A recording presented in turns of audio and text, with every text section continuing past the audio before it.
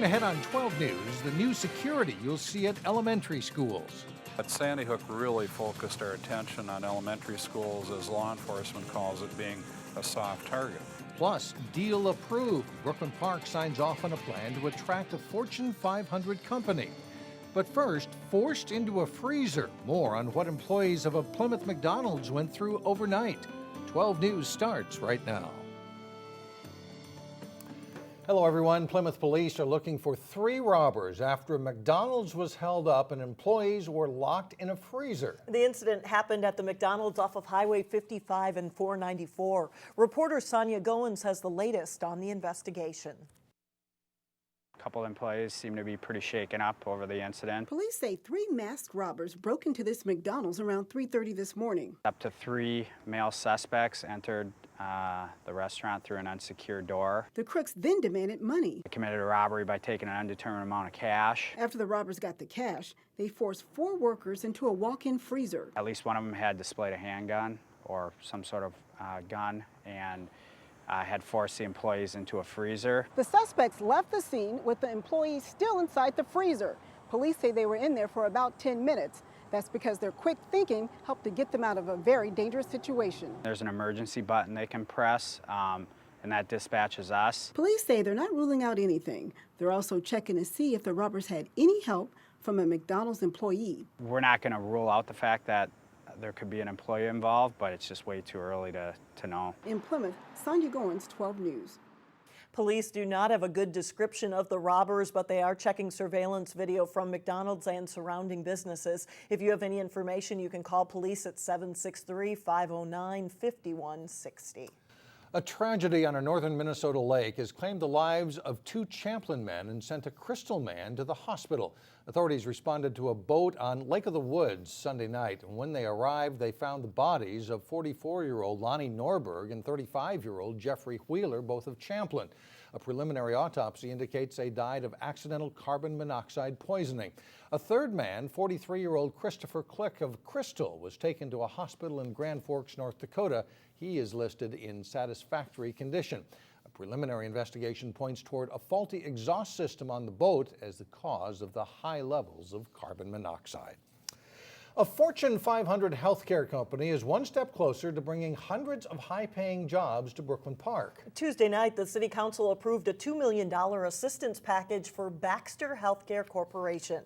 As Delane Cleveland reports, some city officials have questions about the assistance, but they're also excited about what it means for the future.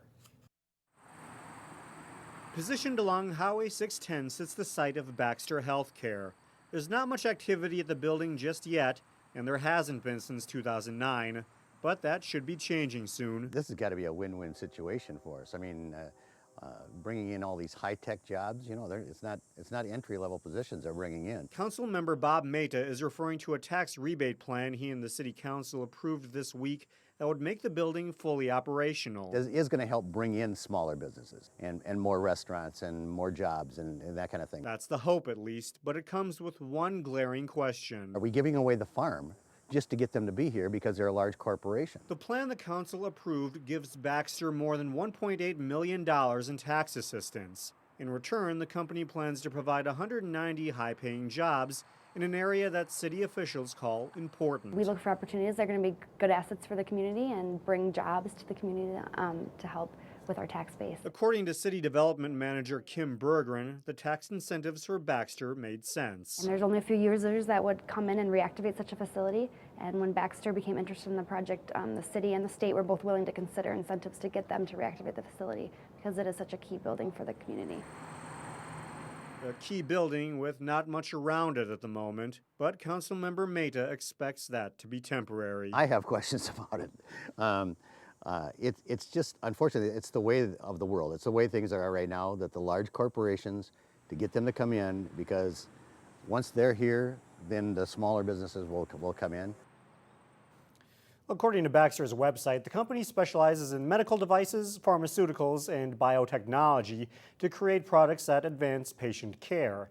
Meantime, the company will look to hire about 60 positions over the course of the next year and 190 jobs over the first phase of the project.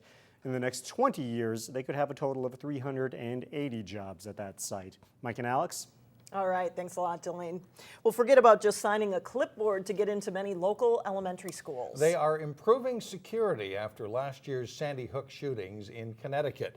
27 buildings in the Anoka-Hennepin district now have a new electronic visitor tracking system. Parent or visitor upon entering the school will just swipe their driver's license. That goes into our main office to the computer at the desk of our staff, and they'll verify that I am who I say I am. Office workers inside can see who's waiting to get in the school on a small video screen. After a license is swiped, a computer database searches for court orders or other problems, and if everything checks out, an ID badge is printed and the doors are buzzed open. School officials say security was beefed up at middle schools and high schools years ago, but Sandy Hook prompted a closer look at elementary schools.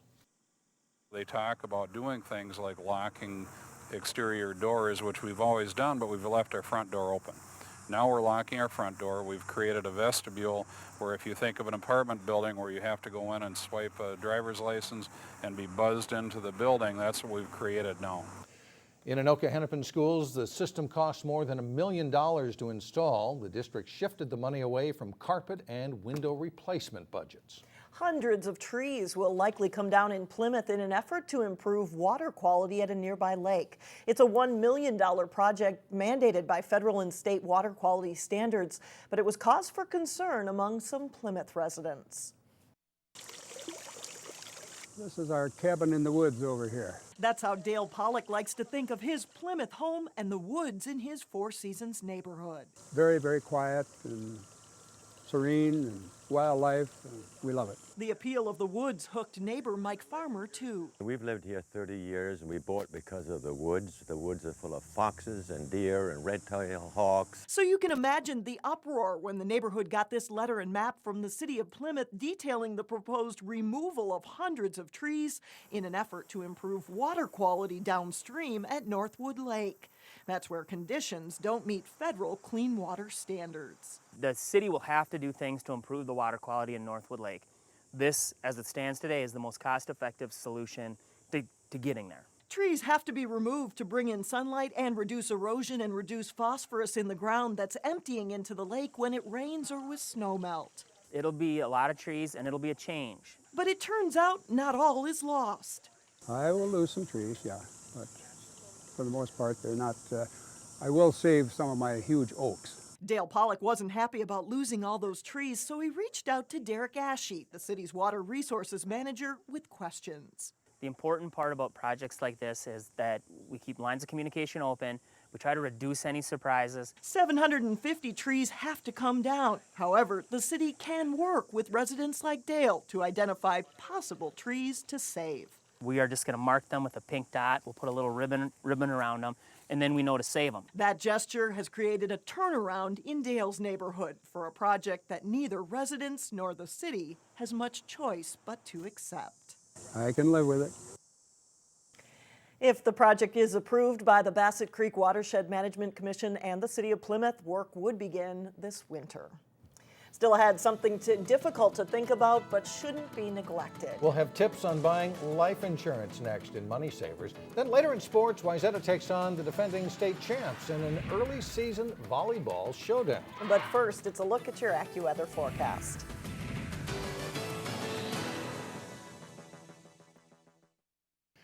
Looking for a job? You may be in luck. A new report shows Minnesota has more than 72,000 job openings. That's the highest number of job vacancies in 12 years. Close to 60% of those openings were in the 7-county metro area, and the most available jobs were in healthcare and social assistance. One drawback to the new report, however, the fastest growth involves lower-paying jobs. 45% of the openings were part-time, and only 52% of the vacancies offered health insurance. Well, you've heard the saying before, you could be one accident or illness away from a financial catastrophe. The numbers show nearly 30% of all Americans do not have life insurance. September is National Life Insurance Month, so we decided to learn more about it in today's Money Savers. Today we're talking about the ins and outs of life insurance with Mark Ledson from the Wealth Enhancement Group. Life insurance isn't something we think about every day, but it is very important. It is important. A lot of people put a lot of emphasis on creating financial plans, but equally important is making sure that we protect those plans as well, and just making sure that there's a smart place to get money. You know, I know a lot of times when people think about insurance, what they think about is who's it going to happen to? Who would die prematurely? Now, me and you know probably tomorrow we're both going to be around, but that's not the important thing. It's actually insuring against the consequences to our family. So the big thing for us is that we want to make sure that we're actually got the protection in place. If something did happen, that the resources would be there to make sure that those financial plans all stayed in effect. And if you're looking at different policies and not knowing which is right for you, what sort of guidelines do you offer? I tell you, the biggest thing is there's a whole myriad of different types of policies that are out there. Some of them are term, which are shorter term. It's basically, you know, what we want to do is insure for a year, 5 years, 10 years. Those can be good for people that have limited financial resources. But a lot of times people need permanent insurance as well. The best thing I can tell you is that in order to really have an effective plan in place, you need to have a couple of things. A, you need to know the amount that you need because you don't want to be over-insured as well. And, but then also know the different types of policies.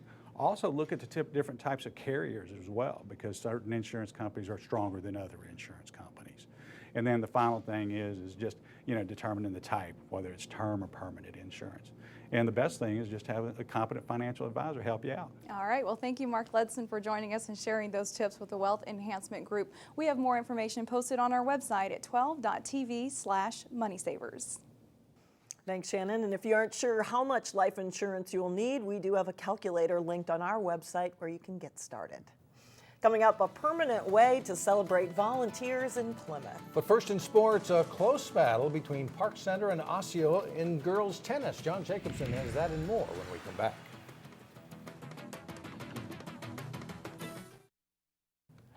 Two of the top teams in volleyball going head-to-head. In fact, these are both in the top 10? Yeah, both top 10 teams, and Wayzata getting a good test and to kind of find out where you are early in the season with a match like this. They face plenty of tough competition in the Lake Conference, and Wayzata's volleyball team also takes on just about anyone in non-conference play.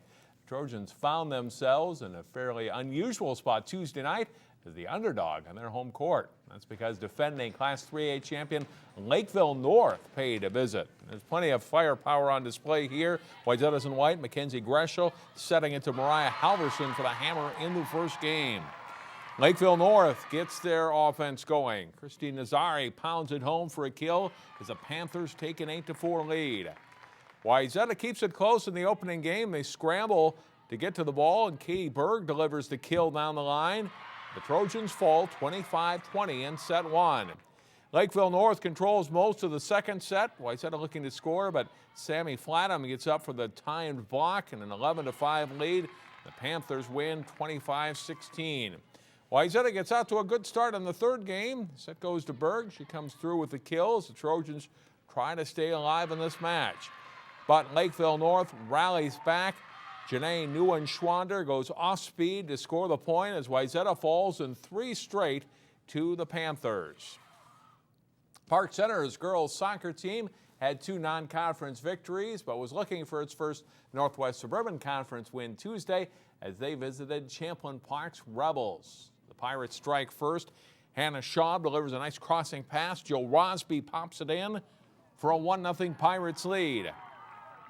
Later in the first half, the Rebels keeper gets caught out of the net, and Rosby steps around her and scores again. Man, it's 2-0 Park Center. And that's the final of this one, 2-0 Pirates.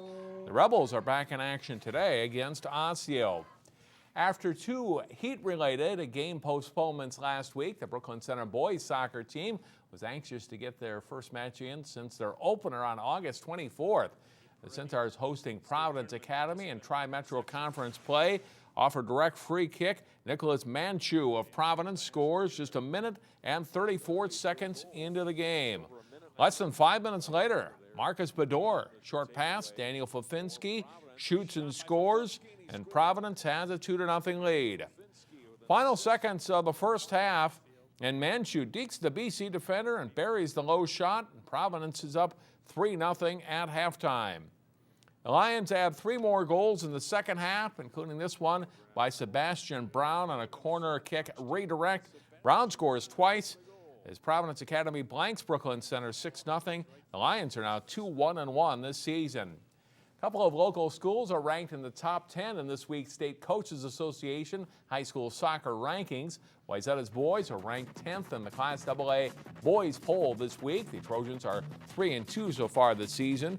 Minneapolis Southwest is the top-ranked team. North St. Paul is second. Edina is third, with Jefferson fourth. In the Class AA girls rankings, Minnetonka is number 1 this week, with Edina second. Two-time defending state champion Wayzata has 1 loss so far. They're ranked 6th. Maple Grove is rated 10th in Class AA. In Class A, the Benilde St. Margaret's girls are ranked 1st. Breck is number 1 in the Class A boys. The Mustangs are 5-0 so far this season. Prep tennis teams are now in their second full week of matches. Osseo hosted Park Center in a Northwest Suburban Conference tennis match. Number 1 doubles play, Maddie Johnson and Hannah Dolby in the far court for Osseo. Ayanna Perry and Raina Perry for Park Center. It's Raina with the smash winner for PC.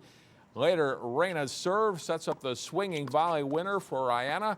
The Perry sisters win in straight sets for PC. Number 2 singles, Catherine Doan serving for Park Center. Osseo Sydney Polich, and Doan with a backhand winner. She wins 6-4, 6-2. First singles, Kathy Wong serving for PC. Allison Rushi strokes the return winner. And again, a good rally here ends with a backhand passing shot by Wong for the point. But Rushi wins the match 7-5, 6-love, and Osseo wins as a team 4-3.